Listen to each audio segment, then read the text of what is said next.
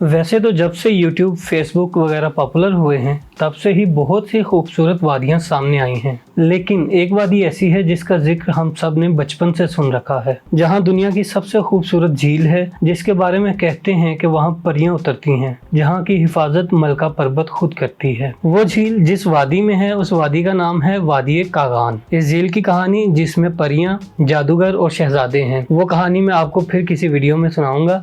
अभी हम बात करते हैं उस पूरी वादी की जिसका नाम है वादी कागान। वैसे तो किसी भी हिल स्टेशन का किसी बड़े शहर के पास होना एक बहुत बड़ी खूबी समझा जाता है, लेकिन पाकिस्तान में बिल्कुल उल्ट होता है। यही एक ट्रेजेडी हुई वादी कागान के साथ भी। पहले हम मिसाल लेते हैं मरी की। मरी चूंकि गुजरांवाला, सियालकोट, डस्का और गुजरात से बहुत करीब है, इसलिए वहाँ पर रश लग गया और गंद पड़ गया। सारी जितनी भी खूबसूरती थी वो जाया हो गई। वादी कागान के साथ भी कुछ ऐसा ही हो रहा है, क्योंकि वो हमजा, स्कर्दू और चित्राल की निस्बत ज्यादा करीब है, इसलिए वहाँ पर अब बहुत ज़्यादा रश पड़ने लग गया है और उसकी जो असल खूबसूरती थी वो दिन ब दिन ख़त्म होती जा रही है। ये वादी KPK के ज़िला मानसहरा में है। आपको वहाँ पर ऊंचे पहाड़, ठंडे चश्मे और जन्नत के नज़ारे हर तरफ बिखरे नजर आते हैं। अगर आप अभी तक वादी कागान नहीं गए तो छोड़ें सब कुछ, बल्कि अभी ये वीडियो बंद करें और निकल जाएं, एक दफ़ा विजिट करके आएँ। पाकिस्तान के ज्यादातर इलाकों की तरह वादी कागान भी एक कदीम वादी है। हजारों साल पहले बुद्धिस्ट मंक इस इलाके से गुजरा करते थे। उनका रूट चीन से अफगानिस्तान तक हुआ करता था। गंधारा, जो बुद्धिस्ट तहजीब की सबसे बड़ी सल्तनत थी, उसका कुछ हिस्सा कागान के इलाकों पर भी था। सवात और नीलम की वादियों में तो इस तहजीब की बाकियात हमें अभी भी नजर आती हैं, लेकिन वादी कागान में ज्यादा आसार कदीमा मौजूद नहीं है। लेकिन इसके बावजूद वादी कागान में हर साल रश बढ़ता ही जा रहा है। ऐसा क्यों है? इसकी दो मेन वजूहात हैं। एक तो वो है जो लेजेंडरी कहानी है, जो आप झील सैफुल मुलूक वाली वीडियो में देखेंगे, और दूसरा ये है कि ये वादी बाकी जितनी भी खूबसूरत जगह हैं उनकी निस्बत ज्यादा आसानी से एक्सेसिबल है। अगर आप गवादर से लेकर इस्लामाबाद तक कहीं से भी आ रहे हों तो ये वादी आपको सबसे ज्यादा नजदीक पड़ेगी। यहाँ की रोड अच्छी है, सारी फैसिलिटीज भी मिल जाती हैं, और इवन दो अगर आपके पास टेलीनॉर की सिम हो तो यहाँ पर 4G भी बहुत अच्छा चलता है। अगर आप सेंट्रल पंजाब के किसी इलाके से आ रहे हैं तो आप 2 दिन में वादी कागान का बहुत अच्छा टूर करके आ सकते हैं। जुम्मे की रात को लाहौर से निकलें, 2 दिन वहाँ पर एंजॉय करें और पीर की सुबह को वापस दफ्तर। मैं खुद भी ऐसा टूर कई बार कर चुका हूँ। अभी जून के आखिर में ही ये टूर करके आया हूँ। वादी कागान की एक अच्छी बात वो ये है कि आप यहाँ पर बार बार आ सकते हैं। यहाँ पर बहुत से देखने वाले मनाजिर हैं और आपका दिल भी नहीं उकताता इस वादी से। किवाई वादी कागान का एक तरह से गेटवे है। जब आप मानसहरा शहर से निकल के आगे बढ़ते हैं तो पहले बालाकोट आता है, जो एक बहुत बड़ी आबादी है। 2005 के जल्जले में बुरी तरह तबाह होने वाला ये शहर आज फिर अपनी पूरी शान शौकत के साथ खड़ा है और बताता है कि पाकिस्तानियों ने कभी किसी भी आफत से मायूस होना नहीं सीखा। बालाकोट क्रॉस करते ही जब नारांग की तरफ चढ़ाई शुरू करते हैं तो आता है खूबसूरत पॉइंट किवाई। बालाकोट और किवाई के दरमियान 24 किलोमीटर का फासला है और यहाँ लोगों की बहुत कम तादाद रहती है। किवाई से गुजरने वाले तमाम ट्रैक्स स्नोबर के घने दरख्तों से कवर्ड हैं। वादी कागान जाते हुए आपको यहाँ लाजमी रुकना चाहिए। वैसे तो बात घूमने फिरने की हो रही है और एंजॉय करने की हो रही है, लेकिन यहाँ पर मैं आपको एक बात बताना चाहता हूँ कि अगर आपका कभी भी केवाई में जाना हो तो यहाँ पर कभी भी डीप फ्राइड चीजें मत खाइएगा, जैसे कि पकोड़े वगैरह बिल्कुल ना खाइएगा। वहाँ पर कुकिंग ऑयल की क्वालिटी बहुत बुरी है और पकोड़े वहाँ पर जब भी आते हैं फूड पॉइजनिंग की गारंटी के साथ आते हैं। वहाँ पर जरूर जाएं, लेकिन चाय पिएं, बिस्किट खाएं और बॉइल्ड एग वगैरह खा सकते हैं, लेकिन डीप फ्राइड चीजों से बिल्कुल अवॉइड करें। शुगरान वादी कागान का एक खूबसूरत हिल स्टेशन है। इसका रास्ता किवाई से ही मेन रूट से अलग हो जाता है। जीप ट्रैक मौजूद है, लेकिन अपनी गाड़ी पर भी जाया जा सकता है अगर आपको अपनी गाड़ी से बहुत प्यार ना हो तो। बालाकोट से 27 किलोमीटर का फासला है। शुगरान की हाइट 7,747 फुट है, यानी मरी से कुछ ज्यादा। शुगरान का फॉरेस्ट रेस्ट हाउस वो जगह है जहाँ सब आते हैं। इसके ग्राउंड्स बहुत खूबसूरत हैं और मीडर्स तो देखने का मजा आता है। यह फोटोज लेने के लिए बेहतरीन जगह है। यहाँ के सरसब्ज लॉन से आपको मूसा का मसल्ला और मकड़ा पीक सामने दिखाई देते हैं। मूसा का मसल्ला ये नाम भी एक अजीब सा ही है, लेकिन इसके पीछे भी एक कहानी है। यहाँ पर स्टोरीज बहुत हैं, जिसकी वजह से सफर का मजा ही दोबाला हो जाता है। और अगर आप उन सारी स्टोरीज को जानते हो और आप उसको इमेजिन कर रहे हो तो पहाड़ों में एक जान सी आ जाती है। खैर, अभी वापस आते हैं शुगरान की तरफ। शुगरान में अब तो बहुत से होटल्स भी बन चुके हैं। इसकी एक वजह यह है कि शुगरान का रास्ता सारा साल ही ओपन रहता है।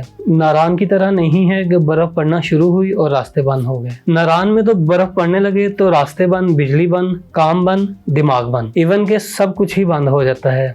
और फिर क्या होता है, फौज का एक हेलीकॉप्टर आता है और आपको रेस्क्यू करता है। जंगल का एक माहौल होता है जो ना तस्वीरें दिखाकर समझाया जा सकता है और ना लफ्जों से इस फीलिंग को बयान किया जा सकता है। इसको जाके ही एक्सपीरियंस किया जा सकता है। जंगल की खामोशी में एक अलग ही रिलैक्सेशन होती है। और शारान में तो कोई जादू है। वादी कागान का ये खूबसूरत घना जंगल दरियाए कुनहार के किनारे है। पारस से शारान का रास्ता निकलता है। इसकी बुलंदी 7,872 फुट है। वसी सब्जा पर मुश्तमिल ये जंगल मुख्तलिफ इकसाम के फल, मशरूम्स और फूलों से भरा हुआ है। और अभी कुछ अर्सा पहले ही केपी के गवर्नमेंट ने यहाँ पर कैंपिंग पॉट्स बनाए हैं। टूरिस्ट के लिए ये इंतहाई मुनासिब बजट में एक बहुत ही जबरदस्त एक्सपीरियंस है। यहाँ आप अपनी मर्जी से कुकिंग कर सकते हैं या अटेंडेंट से खाना बनवा सकते हैं। हिंदू जुबान में सिरी का मतलब है झील और पाए का मतलब है ऊंची चरागाह यानी मीडो। सिरी पाए में खूबसूरत मैदान, खड़ी पहाड़ियाँ, तंग सड़कें और बर्फबारी से भरपूर मौसम सरमा शामिल है। यहाँ के पहाड़ सब्जा ओढ़े नजर आते हैं। सिरी पाए सतह समंदर से 10,032 फुट बुलंद है। ये खूबसूरत मैदान भी मूसा का मसल्ला और मकड़ा पीक पहाड़ों के दरमियान आता है। सिरी की झील और पाए मीडो जाने के लिए शुगरान से जीप ट्रैक है। तकरीबन 2 घंटे से कुछ ज्यादा का सफर है। अगर आप पहली दफा नारान जा रहे हैं तो सिरी और पाए को छोड़ सकते हैं, क्योंकि दूसरी और तीसरी मर्तबा आने के लिए भी तो कुछ बचना चाहिए ना। अगर आप सारी वादी एक ही टूर में देखना चाहते हैं तो आपको कम से कम 10 दिन का टूर प्लान करना पड़ेगा। यहाँ पर एक पहाड़ है जहाँ मई जून के महीनों में ऐसा लगता है जैसे पहाड़ पर सफेद रंग का कोई मकड़ा बैठा हो। इसी वजह से इसका नाम मकड़ा पड़ा है। ये जगह किवाई के मशरिक और पाए मीडोज के साथ वाक़या है। किवाई से शुगरान आगे सिरी पाए जाने के लिए तकरीबन 2 घंटे लगते हैं। अगर पैदल मकड़ा पहाड़ी पर ट्रैकिंग करनी हो तो 4 से 6 घंटे मजीद लग जाएंगे। अब बात कर लेते हैं वादी कागान के कैपिटल की। ये वो आखिरी शहर है जहां आप सर्दियों में भी जा सकते हैं। यही वो जगह है जहां से आगे जब आप शुरू गर्मियों में जाएं तो ग्लेशियर्स आपके दाएं बाएं होते हैं। ये इस वादी का सदर मुकाम है। दरियाए कुनहार का खूबसूरत नजारा देता है। यहाँ से चांबरा पीक का ट्रैक भी शुरू होता है जो वादी की दूसरी सबसे ऊंची चोटी है। अगर आप आसान चैलेंज लेना चाहते हैं और किसी ऊंची माउंटेन को क्लाइंब भी करना चाहते हैं तो ये बेहतरीन पीक है। ये है टूरिस्ट का मेन स्पॉट। जैसे गलियात में मरी है और सवात में कलाम, वैसे ही कागान की वादी का मेन स्पॉट है नारान। शदीद ठंडा, इंतहाई खूबसूरत, दरियाए कुनहार के किनारे 8,000 फुट की बुलंदी पर। यहाँ का दरियाए कुनहार मुझे पाकिस्तान का सबसे खूबसूरत दरिया लगता है। बस कॉफी का कप पकड़े इस दरिया के किनारे बैठे रहें, यही जन्नत है। अगर आप नारान में रहें और आसपास के स्पॉट्स देखना चाहें तो उसमें आप झील सैफुल मलूक, लालाजार और बाबूसर टॉप देख सकते हैं। बाबूसर के रास्ते में हो तो लुलूसर झील भी आपको मिल जाती है। और जब आप बाबूसर पहुंच जाएं या उससे थोड़ा सा पहले आपको नांगा पर्वत का भी व्यू मिल जाता है। और अगर आप एडवेंचरस मिजाज रखते हैं तो फिर आप दूधी पत्थर लेक या आंसू झील भी कर सकते हैं। वैसे नारान के पहाड़ों में पगडंडियों से होकर पहाड़ पर चढ़ें, वहां पर अपने आप उगने वाले फूलों को देखें और वहां के रास्तों को देखें। मुझे यकीन है आपको बहुत ही मजा आएगा। लेकिन खैर, यहाँ पर मुख्तलिफ स्पॉट्स देखना भी बहुत जरूरी है। ये वादी कागान के खूबसूरत सियाहती मकामात में से एक है। लालाजार अपने फूलों की वजह से लालाजार कहलाता है। लालाजार का मतलब ही बनता है फूलों वाली जगह। 10,000 फुट से ज्यादा बुलंदी पर यह इंतहाई ठंडा इलाका है। इसकी खूबसूरती की एक वजह यह भी है कि ये पहाड़ का टॉप है, जबकि नारान वादी के अंदर है। यानी नारान में पहाड़ की टॉप का मजा नहीं आता, इसके लिए लालाजार आना पड़ता है। वैसे शुगरान भी हिल टॉप का मजा देता है। नारान से लालाजार का सफर तकरीबन 1.25 घंटे का है, यानी झील सैफुल मलूक से थोड़ा सा ज्यादा। लालाजार की खूबसूरती यहाँ के खूबसूरत खेत हैं जो सारे पहाड़ों पर बिछे हुए हैं। यही खेत अपने रंगों की वजह से कभी कभी ऐसा मंजर पेश करते हैं कि ये जगह लालाजार बन जाती है। ये एक बहुत खूबसूरत जगह है जो अक्सर लोगों के पास वक्त कम होने की वजह से स्किप हो जाती है। अगर पहली बार यहाँ आए हैं और टाइम कम है तो इसे स्किप भी कर सकते हैं, लेकिन दूसरी बार जब आए तो यहाँ लाजमी जाएं। नारान से बाबूसर या गिलगित बल्तिस्तान की तरफ जाने वाली सड़क पर निकलें तो बटाकुंडी पहला खूबसूरत कस्बा है जो सतह समंदर से 8,607 फुट बुलंद है। यहाँ बहुत सारे होटल्स, रेस्ट हाउसेज, रेस्टोरेंट्स मौजूद हैं और माउंटेन टॉप रिजॉर्ट सबसे मशहूर है। सीजन में जब भी नारान के होटल्स में जगह नहीं मिलती तो बहुत से टूरिस्ट बटाकुंडी जाकर रुकते हैं। बाबूसर टॉप 13,700 फुट की बुलंदी पर दुनिया की सबसे ऊंची सड़कों में से एक है और ये अपनी ही किस्म की देवमालाई जगह है। यहाँ पहाड़ छोटे छोटे पत्थरों में अपने आप ही तकसीम हुए जा रहे हैं। यहाँ से दिखाई देने वाला वादी का मंजर किसी को कभी नहीं भूलता और अगर मौसम साफ हो तो नागा पर्वत भी यहाँ से दिखाई देती है और जब सर्दियाँ आती हैं तब पता चलता है कि ये जगह कितनी ज्यादा हाइट पर है। पहली बर्फ पड़ते ही सारे सीजन के लिए रास्ता बंद हो जाता है। गर्मियाँ आने पर बर्फ काट कर रास्ता बनाया जाता है। गर्मियों की शुरू में जब रास्ते खुलने शुरू होते हैं तो लोग बर्फ की गाड़ियां भरकर नीचे गर्म इलाकों में ले जाकर बेचते हैं। ये बहुत ऊंचा पॉइंट है जहां गाड़ियां मानसून सीजन में जाती हैं। ये पॉइंट बहुत खतरनाक हो जाता है तो यहाँ पर आना जाना महदूद हो जाता है। डूडी पत्थर कागान वैली में मौजूद झील है जो 12,500 फुट बुलंद है। डूडी का मतलब सफेद या दूध है, पत का मतलब पहाड़ और सर का मतलब पानी या झील है। लेकिन इस झील तक पहुंचना भी एक काम है। नारान से तकरीबन 4 घंटे की ड्राइव पर बाबूसर जाने वाली सड़क पर बेसल का मुकाम है। वहां से आगे 16 किलोमीटर का पैदल ट्रैक है पहाड़ के ऊपर, फिर जाकर आती है ये झील। ये झील बहुत बड़ी और बहुत ही खूबसूरत है। कहते हैं यहाँ का सनराइज दुनिया में सबसे खूबसूरत सनराइज है, लेकिन इसे देखने के लिए आपको कैंपिंग करनी पड़ेगी और बहुत ज्यादा चलना भी पड़ेगा। एक पूरे दिन का ट्रैक है बेसल से झील का, अगले दिन ही वापसी मुमकिन हो सकेगी। ये झील बाबूसर जाने वाली सड़क पर ही आती है। सैफुल मलूक से काफी बड़ी और अताबाद झील जैसा मंजर देती है। यही झील दरिया कुनहार का स्टार्टिंग पॉइंट मानी जाती है। सत्सरमाला झील 7 झीलों पर मुश्तमिल एक पॉइंट है जो बलाई कागान वैली पर वाक़या है। 5 झीलें झरनों की शक्ल में वाक़या हैं जिनसे पानी नीचे आता है और ये सिलसिला चलता रहता है। इन 7 झीलों में जो सबसे बड़ी झील है उसका नाम है सरखील झील जो कि 14,100 फुट बुलंदी पर वाक़या है और ये बहुत ज्यादा ऊंचाई है। ये झीलें बहुत कम अरसे के लिए आवाम की रसाई में आती हैं क्योंकि बाकी सारा टाइम ये बर्फ में ढकी रहती हैं। झील सैफुल मलूक के बारे में तो क्या ही कहूँ। पाकिस्तान के सबसे जबरदस्त जो टूरिस्ट प्लेसेस हैं उनमें से एक है और नारान से 40 मिनट के फासले पर है। कहावत है कि हर 14वीं की रात यहाँ पर परियां उतरती हैं और ये भी कहा जाता है कि इस झील की गहराई अभी तक कोई नहीं नाप सका और आंसू झील का भी थका देने वाला ट्रैक यहीं से शुरू होता है। लेकिन बहुत ही अफसोस के साथ ये कहना पड़ रहा है कि मरी की तरह हमने इस पॉइंट का भी बेड़ा गर्क करके रख दिया है। झील को जाने वाली पुरानी सड़क जो 2005 के जलजले तक कारामद थी, जब वहां से आप जा रहे होते थे तो रास्ते में कभी भी आपको झील नजर नहीं आती थी। जहां पर जीप जाकर खड़ी होती थी फिर वहां से आपको थोड़ी पैदल चढ़ाई चढ़ना पड़ती थी और फिर सबसे पहले मलका पर्वत का दीदार होता था और ऐसा लगता था कि जमीन के अंदर से कोई पहाड़ बाहर निकल रहा हो। और जब आप पहाड़ी की टॉप पर पहुंचते थे तो अचानक जमीन के अंदर से एक पूरी झील निकल कर आपके सामने नुमायां हो जाती थी। जो लोग 2005 से पहले झील देख चुके हैं वो बताते हैं कि नई सड़क बनाकर हमने झील की खूबसूरती को तबाह कर दिया है, क्योंकि अब झील पर पहुंचने से काफ़ी पहले ही हमें झील नज़र आना शुरू हो जाती है और वो जो एक सरप्राइज फैक्टर था वो ख़त्म हो गया है। और फिर झील पर जब आप पहुंचते हैं तो वहाँ पर लोग पकौड़ों से लेकर सलाजीत तक गला फाड़ फाड़ कर बेच रहे होते हैं और हम टूरिस्ट भी सफाई का कुछ ख्याल नहीं करते हैं।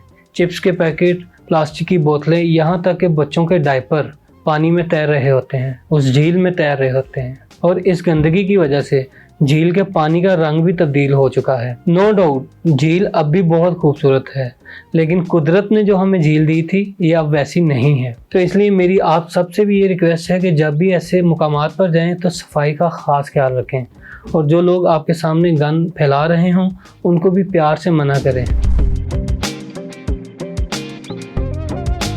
एबटाबाद के करीब एक जगह है कादराबाद।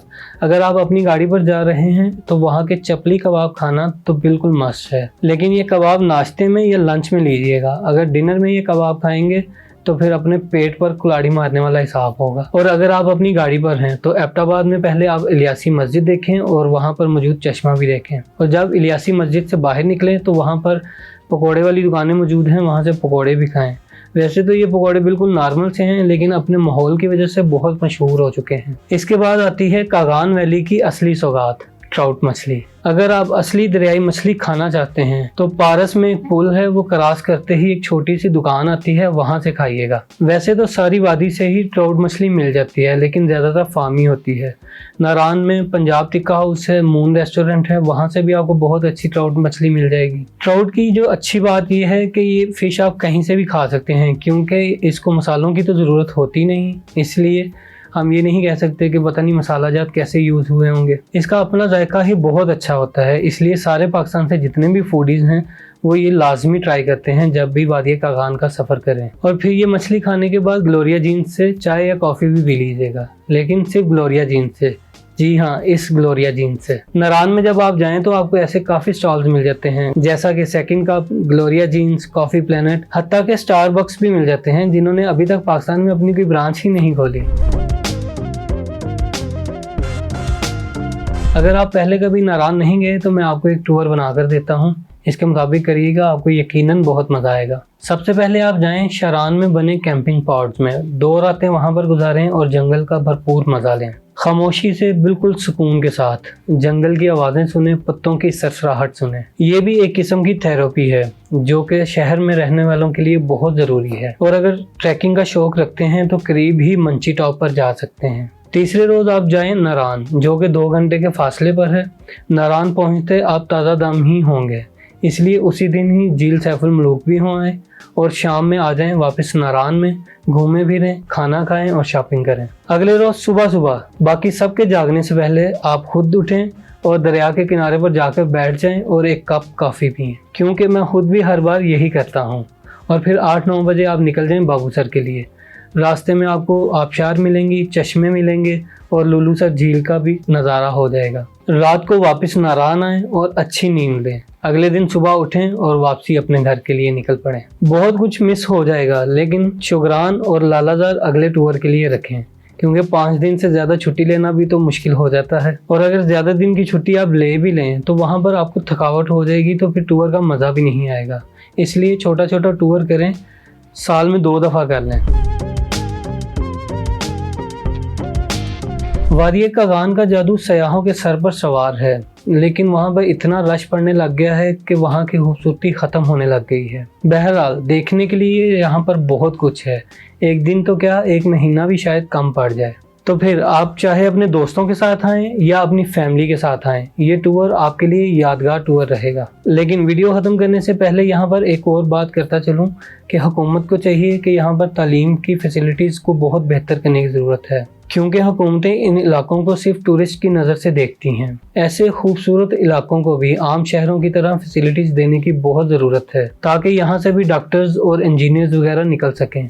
यहाँ का जो टैलेंट है उसको फलने फूलने का मौका मिल सके। हमें अक्सर कमेंट्स में कागान, सवात और दीगर वादियों से लोग ये शिकायत करते नज़र आते हैं, लेकिन हम फिर भी हर वीडियो में अपनी ये बात करते रहेंगे, तभी तो ये बात किसी तक पहुंचेगी और कोई असर होगा। मैं तो अभी चंद दिन पहले ही नारान से होकर आया हूं और अब दोबारा जाने का दिल कर रहा है। मैं तो कहता हूं आप भी निकलें और बिल्कुल अभी के अभी निकलें। दुआओं में याद रखिएगा। मिलते हैं अगली वीडियो में।